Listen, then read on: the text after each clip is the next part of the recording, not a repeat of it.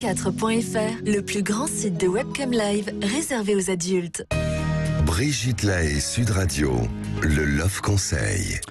Alors Guillaume de Brébisson, tout à l'heure vous le disiez, hein, une masturbation mécanique, ça coupe un peu l'imaginaire érotique. Et je propose donc maintenant ce Love Conseil, comment développer son imaginaire érotique. Et vous avez tout à fait intérêt à en rajouter dans tout ce que je vais dire. Alors dans le mot imaginaire, justement, il y a le mot image et on va partir de ça. On est entouré d'images, on est entouré de symboles, on rêve, on imagine aussi. Et pourquoi pas imaginer aussi notre sexualité, pourquoi pas remettre en marche ce petit moteur intérieur, pas quand on fait l'amour, ou n'importe quand, pourquoi pas quand on est dans un embouteillage, quand on est en train de se promener, on peut tout d'un coup se dire qu'est-ce que je pourrais imaginer et même visualiser ce qu'on pourrait imaginer.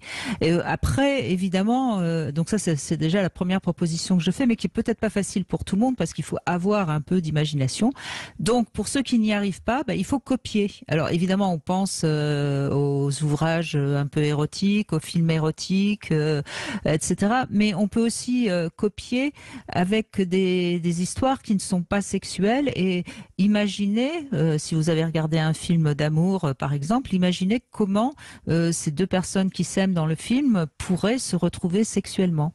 Alors c'est pas si difficile que ça et vous pourriez même l'imaginer en couple, Guillaume de Brébisson. C'est quelque chose qu'on pourrait tout à fait. On a regardé un film où il y a eu une histoire d'amour entre deux personnes. Et on peut ensemble, tous les deux, imaginer comment ça se terminerait sous la couette.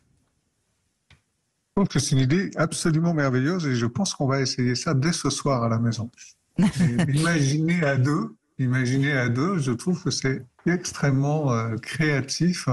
Et que ça peut effectivement nous emmener très très loin et sans doute assez vite.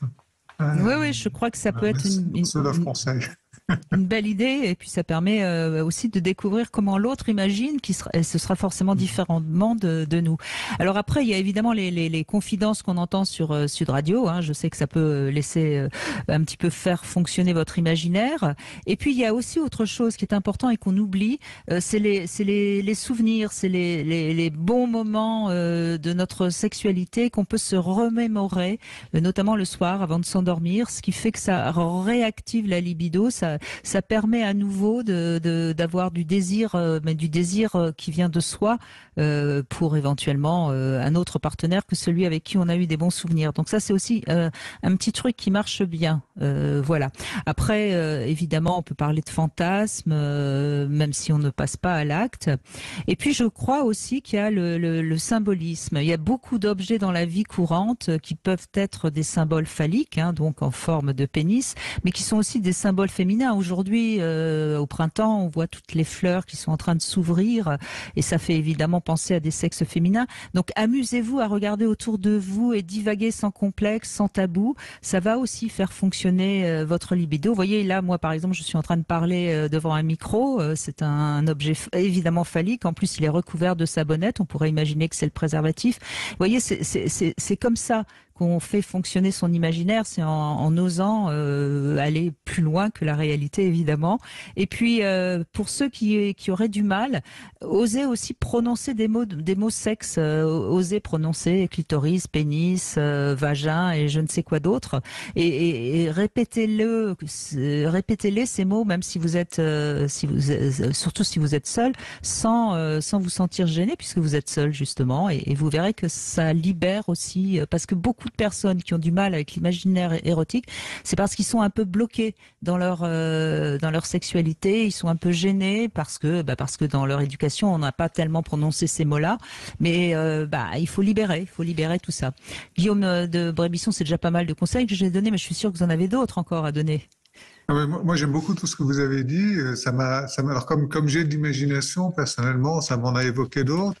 Je pense au fait, par exemple, de lire des textes érotiques à haute voix, parce que le fait de lire active l'imaginaire. Voilà, donc c'est très différent que de regarder. Et puis, vous avez parlé de se remémorer ses bons souvenirs sexuels. Ça, c'est un conseil que je donne aux couples. Racontez-vous régulièrement vos meilleurs moments de sexualité entre vous, évidemment. Ne racontez pas à votre compagne ou à votre épouse le meilleur moment de sexualité que vous avez eu avec quelqu'un d'autre. Avec les ex, non, ça. Avec elle. Voilà. Sauf si vous avez envie d'une scène de jalousie. Voilà, ça c'est différent, mais c'est plus le même objectif. Et si vous restez dans l'objectif d'activer votre sexualité par votre imaginaire, eh bien, en racontant cette histoire, vous refondez le mythe de votre couple et vous redonnez envie tout simplement de revivre toutes ces choses merveilleuses ensemble. Voilà. Bon, avec tout ça, si vous n'arrivez pas à refaire fonctionner votre libido, moi je sais plus ce qu'on peut faire. Bonjour Florent.